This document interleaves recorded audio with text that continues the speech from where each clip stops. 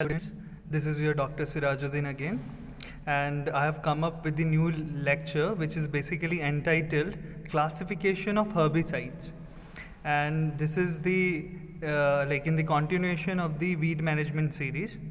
Okay, so in this particular lecture, we'll be dealing with some classification of herbicides, and the students you will come to know about the terms like pre-plant incorporation herbicides, then pre-emergence herbicide, post-emergence herbicide, what are contact and systemic herbicides, and selective and non-selective. So without much ado, let us start this lecture for you all. So you see, first classification is based on the time of application of herbicide. So if you see, on the basis of the time of application, we have three categories here: pre-plant, pre-emergence and post-emergence. So let us take them one by one. तो सबसे पहले बात करते हैं pre plant treatment की. ठीक है, तो जैसे कि नाम से ही पता चल रहा है आपको कि an herbicide treatment which is made any time before the crop is planted is called as pre plant treatment. तो जब तक आपने प्लांटिंग या सोइंग नहीं की है, तो प्लांटिंग और सोइंग से पहले कोई हर्बिसाइड एप्लीकेशन हो रहा है, that will come under your pre plant treatment. Now again it has been divided into two categories. The first one is pre-plant desiccation and the pre-plant incorporation treatment. तो जो पहले वाला है pre-plant desiccation, तो इसमें हम क्या करते हैं that the herbicides are applied to destroy the standing vegetation as an aid to seed bed preparation. Okay, तो जो भी आपकी standing vegetation है वहाँ पर, ठीक है, उसको हम destroy करते हैं by applying the herbicide so that it helps in the seed bed preparation so that we can go for the sowing of next crop. तो जो field preparation है that is done after the application. तो इस case में हम parakeet और glyphosate use करते हैं. ठीक है, देन जो दूसरा केस है pre plant incorporation. So you see there is incorporation. In the first one there was no incorporation of the herbicide in the soil. So in the pre plant incorporation herbicides are mixed with the soil. तो हम क्या करते हैं, herbicides को mix कर देते हैं soil के साथ in weed free seed beds to obtain residual control of the weeds during the crop season. तो इस केसेस में आपके कौन से हैं, फ्लूक्लोरलिन, देन आपका ट्राइक्लोरलिन या ट्राइफ्लोरलिन और EPTC, ये सारे आपके किसके अंदर आएंगे, PPI, pre plant incorporation. Okay, then moving on, जो प्री प्लांट हर्बिसाइड्स होते हैं मोस्टली जिनको हम इनकॉर्पोरेट करते हैं, why do we incorporate them, इसका कोई रीज़न होगा. तो रीज़न ये है कि they have very higher vapour pressure, और उनका जब हायर वेपर प्रेशर होता है तो वो वॉलेटाइल नेचर के होते हैं. इट मीन्स अगर आप उनको सरफेस पर क्या करेंगे, अप्लाई करेंगे, तो दे कैन ईजिली वॉलेटाइज. तो उसको जो जो आपकी जो वॉलेटिलिटी है या वॉलेटलाइजेशन को चेक करने के लिए, मोर ओवर उनके वेपर ड्रिफ्ट हैजार्ड को मिनिमाइज करने के लिए उनको इनकॉर्पोरेट किया जाता है. So incorporation of such herbicides minimises vapour drift hazard. And almost all, अभी यहाँ पर आपको ध्यान देना है, ये कॉम्पिटिटिव एग्जाम के लिए ये क्वेश्चन बहुत इंपॉर्टेंट है. Almost all dinitroanilines except pendimethalin are pre planting herbicides by nature. ठीक है, तो आपको ये याद रखना है कि जितनी भी आपके हर्बिसाइड डाइनाइट्रोएनिल आपका एनिलिन्स केमिकल ग्रुप से बिलोंग करते हैं, ठीक है, सारे के सारे क्या हैं आपके प्री प्लांटिंग एक्सेप्ट पेंडिमिथिलिन. तो पेंडिमिथिलिन को हम बेसिकली प्री इमर्जेंस की तरह यूज़ करते हैं, नॉट एज PPI. देन जो आपका क्लोमेजोन है, it could be used as PPI, pre plant incorporation, but more effective when applied as pre emergence. Okay, so moving on, let us take the pre emergence treatment. Now what happen in this, the application of the herbicide soon after planting of a crop or 1 to 2 days after planting or sowing of a crop is called pre-emergence treatment. तो पहले तो हम crop से पहले कर रहे थे, that was pre plant. अब हमने सोइंग कर दी है, सोइंग के बाद जैसे ही just after planting of the, अगर हम हर्बिसाइड्स अप्लाई कर रहे हैं या 1 to 2 days आफ्टर प्लांटिंग कर रहे हैं, ठीक है, क्रॉप के हर्बिसाइड अप्लाई कर रहे हैं, तो that will be termed as pre emergence treatment. Although कि यहाँ पर जो बेसिकली जो हम कंसीडर करते हैं वो इमरजेंस किसका कंसीडर किया जाता है, क्रॉप का. ये क्वेश्चन पूछा जाता है कि इन case of pre emergence treatment कि किसका इमर्जेंस मैटर करता है, वेदर वीड्स का या क्रॉप का. तो प्रिंसिपली अगर देखें तो emergence of crop is taken into consideration, but अगर टेक्निकली देखें जो इमर्जेंस है वीड्स का, this is equally important for designating many herbicides pre emergent. Always remember this. Okay, तो इस कैटेगरी में आपके बहुत सारे हर्बिसाइड्स हैं जिनके एग्जाम्पल्स अगर हम कुछ के एग्जाम्पल्स लें तो pendimethalin, clomazone, atrazine, alachlor, metolachlor, butachlor, oxadiazon, chlorimuron, ethyl, etcetera. These are all pre emergent herbicides. And now you see जो metribuzin है आपका, metribuzin could be used as a pre-emergence and post-emergence in soybean, while it is always used as a post-emergence in wheat. Always remember. ये मैंने क्यों highlight किया, क्योंकि crop wise देखिए यहाँ पर इसका जो मेट्रीब्यूजिन है, ठीक है, क्रॉप वाइज उसका जो टाइम ऑफ एप्लीकेशन है वो चेंज हो जा रहा है. अगर सोयाबीन की बात करें तो it can be used in both the ways, in case of like pre emergence and in case of post emergence, but in case of wheat it is always used as a post emergence. Okay, but isoproturon की भी अगर बात करें, ये भी question पूछा जाता है कि अगर पोटैटो के केस में है तो it is always taken as a pre emergent herbicide, but in case of wheat it is always taken as a post emergent herbicide. Always remember this. Now moving on, let us talk about the post emergence treatment. So post emergence means it is the application of herbicide after the emergence of both the crops and the weeds, although on principle it is after emergence of crop. ठीक है, तो अब यहाँ पर क्या है कि जब आपके क्रॉप्स और वीड्स दोनों ही इमर्ज कर गए हैं आपकी फील्ड में, देन आप कोई हर्बिसाइड अप्लाई करते हैं तो that will be termed as post emergence treatment. तो प्रिंसिपली यहाँ पर हम इमर्जेंस ऑफ क्रॉप देखते हैं. Always remember this. But when the weeds grow before the crop plants, suppose करिए वीड्स आपकी क्रॉप से पहले इमर्ज हो जाते हैं and then these are knocked with the herbicide, then इसको हम अर्ली पोस्ट इमर्जेंस बोलेंगे. Okay, then the time of application is usually between 15 to 30 days after sowing. तो जो टाइम ऑफ एप्लीकेशन है वो जनरली वेरी करता है 15 से 30 दिन after sowing.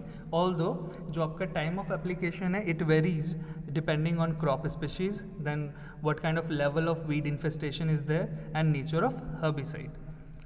Okay, so moving on, in case of wheat, अगर हम वीट की बात करें तो जो पोस्ट इमर्जेंस एप्लीकेशन होती है किसी भी हर्बिसाइड की, जो पोस्ट इमर्जेंट हर्बिसाइड्स हैं वो 30 to 35 डेज आफ्टर सोइंग किए जाते हैं.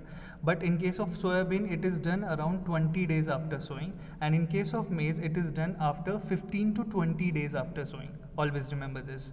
Then again isoproteron is applied as early post emergent in case of mustard.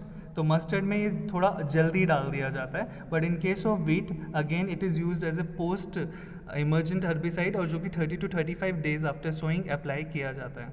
तो अगर इस कैटेगरीज में हम बात करें तो dear you see 2,4-D, isoproturon, MSM that is metsulfuron methyl, then phenoxyprop ethyl, chlorinopropergyl, then chlorsulfuron, sulfosulfuron, and number of the herbicides are included in this particular category. तो now you need to remember, मैंने आपको तीनों categories अभी आपको समझा दी हैं. तो इस कैटेगरीज में आपको सबसे पहले इसकी डेफिनेशन और कॉन्सेप्ट क्लियर होना चाहिए. दूसरी चीज़ आपको इसके एग्जाम्पल्स याद होने चाहिए, ठीक है. देन जो मैंने हाईलाइट किए हैं एक्सेप्शंस वो भी आपको याद होने चाहिए. इन्हीं सब से आपके क्वेश्चंस बनते हैं. Always remember this. Okay, then moving on, let us talk about the fourth one in this category. वो जनरली हम नहीं बात करते हैं उसकी, तो that is known as lay by application. क्या बोलते हैं? ले बाय एप्लीकेशन. तो सिंपल है कि it is the application of herbicide after the last cultivation in crops. ठीक है, तो लास्ट कल्टिवेशन इन क्रॉप्स के बाद जब हम अप्लाई करते हैं हेर्बिसाइड्स को, that is known as lay by application. तो such as after ridging in the sugarcane and cotton. तो ये इस तरह के जो हर्बे तो बहुत ही कॉमन नहीं है, तो but it can be asked in your competitive exams. Now let us talk about the second classification of herbicide, which is basically based on the selectivity. So based on the selectivity, you see we have two categories, selective herbicide and non-selective herbicides. Okay, so बहुत ही simple है. एक selective herbicide क्या होगा, सिर्फ weeds को ही किल करेगा, आपकी crop को हार्म नहीं करेगा, तो सेलेक्टिवली किल कर रहा है एक पर्टिकुलर प्लांट स्पीशीज़ को, तो that is selective in nature. तो चलिए बुकिश लैंग्वेज थोड़ी सी देख लेते हैं। A selective herbicide is one that will kill some plant species when applied to a mixed plant population without causing serious injury to the other species. तो जितने भी हम प्री प्लांट इनकॉर्पोरेटेड हर्बिसाइड्स होते हैं, जितने भी हमारे प्री इमर्जेंस या पोस्ट इमर्जेंस आपके हर्बिसाइड्स होते हैं, they are selective to that respective crop on which they are applied. तो सिंपल सी बात है कि अगर कोई फार्मर कोई हर्बिसाइड यूज़ कर रहा है किसी क्रॉप में, तो वो सेलेक्टिव हर्बिसाइड ही यूज़ करेगा, अदरवाइज उसकी क्या होगी, उसकी क्रॉप डैमेज हो जाएगी। सो ऑलवेज रिमेंबर कि जो सेलेक्टिव हर्बिसाइड्स हैं, they are basically used in the crop areas, lawns, gardens and grassland. तो इन सब जगह पर आपके सेलेक्टिव हर्बिसाइड्स यूज़ होते हैं। क्यों? क्योंकि they are basically intended to kill the particular weeds, तो ये आपकी क्रॉप के लिए हार्मफुल नहीं होंगे। तो इसी में अगर हम कैटेगरी में देखें कौन कौन से, तो सारे जितने भी अभी तक हमने पढ़े हैं आपके, ठीक है, प्री प्लांट इनकॉर्पोरेटेड, जितने भी हमने पोस्ट इमर्जेंस और प्री इमर्जेंस हर्बिसाइड्स पढ़े, they have they have they have come into the category of this selective herbicide. So 2,4-D, atrazine, EPTC, trifluralin, alachlor, butachlor, then fluchloralin, pendimethalin, these are the selective herbicide which are basically used on cropland. Okay, so as you can see in this picture कि आपकी crop damage नहीं हुई है और यहाँ पर 2,4-D apply किया है, तो 2,4-D आपका ब्रॉड लीफ किलर है। तो आप देख रहे हैं कि जो ब्रॉड लीफ वाले प्लांट्स हैं वो इस पिक्चर में डेड हो चुके हैं। इट मीन्स वो उनके ऊपर फाइटोटॉक्सिक इफेक्ट या आया है, लेकिन आपकी क्रॉप डैमेज नहीं हुई है। तो this is called selectivity actually. Okay, then moving on, non selective herbicides. So non selective herbicide मतलब irrespective of the plant species, सबको मार देगा जिसके ऊपर भी गिरेगा। Okay, so it is one that kills plants without regard to species. For example, paraquat, diquat, glyphosate, glufosinate, picloram, amitrol, sodium chlorate, then आपका weed oils and acrolein, ये सारे के सारे जो आपके herbicides हैं, ये सारे के सारे आपके नॉन सेलेक्टिव herbicide हैं। इट मीन्स अगर आप क्रॉप पे भी डालेंगे तो क्रॉप को भी डैमेज कर देगा। इसीलिए नॉन सेलेक्टिव herbicides कभी भी क्रॉप में यूज़ नहीं किए जाते हैं, गार्डन में यूज़ नहीं किए जाते हैं, ठीक है। करते भी हैं तो बहुत ही प्रोटेक्टेड वे में किया जाता है। ओके, तो इसीलिए जो आपका नॉन सेलेक्टिव हर्बिसाइड्स हैं, they are basically employed for general vegetation control on industrial sites, fallow land and in aquatics and tennis courts और प्ले ग्राउंड्स, ठीक है। रोड साइड के आपने देखा होगा कि बहुत बार आपको बहुत सारे लोग स्प्रे करते हुए मिल जाते हैं, तो जनरली वो या तो पैराक्वेट या ग्लाइफोसेट ही स्प्रे कर रहे होते हैं। तो इट मीन्स जो आपके सेलेक्टिव हर्बिसाइड्स हैं, when they are applied at high rates, they can act as non-selective plant killers. Okay, तो आपको ये याद रखना है कि अगर सेलेक्टिव हर्बिसाइड्स की कंसंट्रेशन ज़्यादा हो जाए या रिकमेंडेड डोज से वो ज़्यादा हायर रेट्स पे डल जाए, तो वो आपकी क्रॉप के लिए भी क्या हो सकते हैं, नॉन सेलेक्टिव हो सकते हैं, वो आपकी क्रॉप को डैमेज कर सकते हैं। For example simazine and diuron, always remember this. Okay, then moving on, let us talk about the third classification of the herbicide, which is basically based on mode of action. So based on mode of action we have two categories again. One is contact herbicide and the another one is systemic herbicide, which is also known as translocated herbicide. So let us talk about them one by one. तो सबसे पहले बात करते हैं contact herbicides की। तो contact herbicides मतलब these herbicide kill plants by coming in contact with the plant tissue rather than as a result of its translocation. तो इसका मतलब है कि जहाँ पर ये गिरेगा उसी पार्ट को ही डैमेज करेगा। ये क्या करेगा, जैसे सपोज करिए अगर आपकी पत्ती पे गिरा है तो सिर्फ आपके लीफ ही डैमेज होंगे, तो जहाँ जहाँ पर इसका कांटेक्ट होगा उस ही को ये क्या करेगा, किल करेगा, और जहाँ पर इसका कांटेक्ट नहीं होगा उसको कोई भी हार्म नहीं होगा। तो it means a contact herbicide applied to the foliage of a plant will not kill its roots, तो इतना ज़्यादा ये इफेक्टिव नहीं होगा। Though in simple annuals the roots of the treated plants may die because they were deprived of their shoots. तो ऐसा हो सकता है कि जब आपके जो सिंपल एनुअल्स हैं, जो उसकी रूट्स हैं, ठीक है, roots of the treated plants may die because they can be deprive of their shoots. Okay, so जो एस्टैब्लिश वीड्स हैं they will regrow from their own crown, birds, roots and rhizomes and shortly after the treatment with the contact herbicide. तो contact herbicide इतने ज़्यादा effective नहीं होते हैं, क्यों? क्योंकि सिर्फ उसी पार्ट को किल करते हैं जिस पर वो उसका कॉन्टैक्ट है. अगर कोई प्रोपोगेटिंग मटेरियल है उस पर अगर वो नहीं गिरे तो वो प्रोपोगेट आपका बाद में बिगड़ जाएगा. ओके, तो इसमें अगर हम एग्जाम्पल्स देखें तो कॉन्टैक्ट हेर्बिसाइड के एग्जाम्पल हैं पैराक्वेट, डाइक्वेट, प्रोपेनिल, ऑक्साडाइग्रल, देन आपका फिर आपका एडोथॉल, then डीनॉक, DNPP, then oxyfluorophane and petroleum oils. Now you need to tell me the full form of DNOC, DNOC, DNOC and DNBP. ये आपका आज का homework है. You need to comment in the comment section and give me the answers, and in the next video I'll reveal the answers. Okay, then moving on, the second category of this is translocated herbicides, which are also known as systemic herbicides. So what happens, they move within the plant from the point of treatment to its other parts to the variable extent. तो इसका मतलब क्या है, जो point of entry है वो अलग होगा और जो साइट ऑफ एक्शन है वो अलग होगा यहाँ पर. इट मीन्स आपका हर्बिसाइड क्या करेगा, एक बार अगर उसका कोई भी पार्ट प्लांट का कांटेक्ट में आता है उससे, तो वो फिर उसको अंदर लेके अपने प्लांट्स के पोर्स के थ्रू, स्टोमेटास के थ्रू, किसी के भी थ्रू, ठीक है, वो अपनी पूरी बॉडी में उसको क्या करेगा, ट्रांसलोकेट करेगा. ठीक है, तो इट मीन्स जो आपका हर्बिसाइड है that will move within the plant from the point of treatment to its other parts, and it often kills the entire plant even if only a portion of the plant was treated with the herbicide. तो अगर आप ज़रा सा भी herbicide कहीं पर भी उसकी पॉइंट ऑफ एंट्री पर लग जाता है तो वो अल्टीमेटली क्या होगा, पूरे प्लांट को ही किल करेगा, क्योंकि वो क्या हो जाएगा, ट्रांसलोकेट हो जाएगा उसकी पूरी बॉडी में. तो इसमें हमारा कौन सा आता है आपका कैटेगरीज में, glyphosate, pendimethalin, 2,4-D, atrazine, nitrofen, isoproteron, then trifluralin, glufosinate, etc. तो ये सारे के सारे आपके ट्रांसलोकेटेड सिस्टमिक हर्बिसाइड्स हैं. तो एक क्वेश्चन आता है कि कौन सा ऐसा हर्बिसाइड है, कौन सा ऐसा हर्बिसाइड है जो कि सिस्टमिक नेचर का तो है बट नॉन सेलेक्टिव है. तो always remember that is glyphosate, कि ग्लाइफोसेट ट्रांसलोकेटेड और सिस्टमिक नेचर का तो है बट क्या है, नॉन सेलेक्टिव है, सेलेक्टिव हर्बिसाइड नहीं है.